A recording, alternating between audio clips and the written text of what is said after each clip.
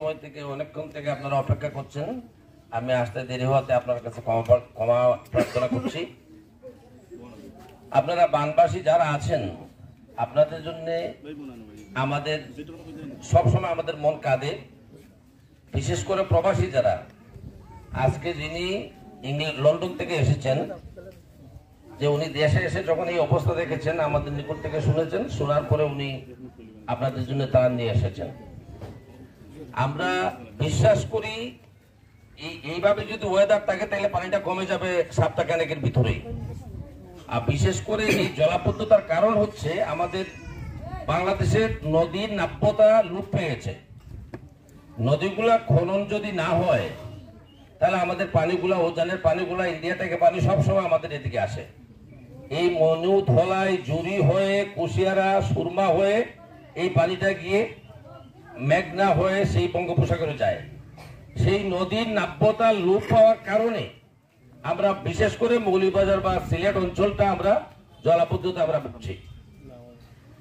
সেটা এই বিশ্ব নেত্রী জননেত্রী শেখ হাসিনা, বাংলাদেশের আমাদের রাষ্ট্রনায়ক, উনি ভালো করে সেটা জানেন এবং এবারই উনি শুরু করবেন সেই নদীর নাব্যতাকে আমরা আবার ফিরিয়ে আনার জন্য।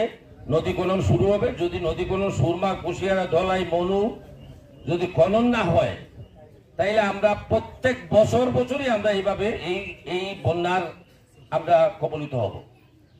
সুতরাং আপনারা সবাই জননেত্রী শেখ হাসিনার জন্য দোয়া করবেন এবং সরকারি ত্রাণ আপনাদের কাছে কন্টিনিউ আসবে।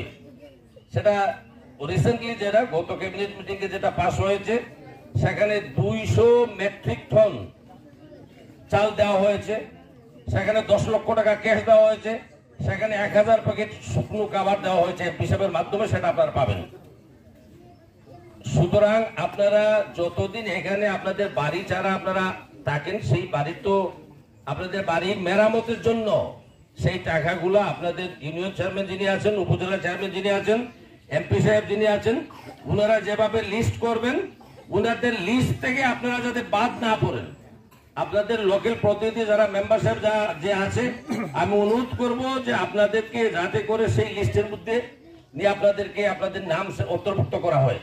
যারা ক্ষতিগ্রস্ত হয়েছেন, যারা বাড়িঘর মেরামত করতে হবে, বিদায় মাটি দিতে হবে, টিন নষ্ট হয়ে গিয়েছে টিন দিতে হবে, এইগুলার সবই পর্যাপ্ত পরিমাণ ত্রাণ প্রধানমন্ত্রী শেখ হাসিনার কাছে আছে। শুধু আপনি সেটা আনতে হবে।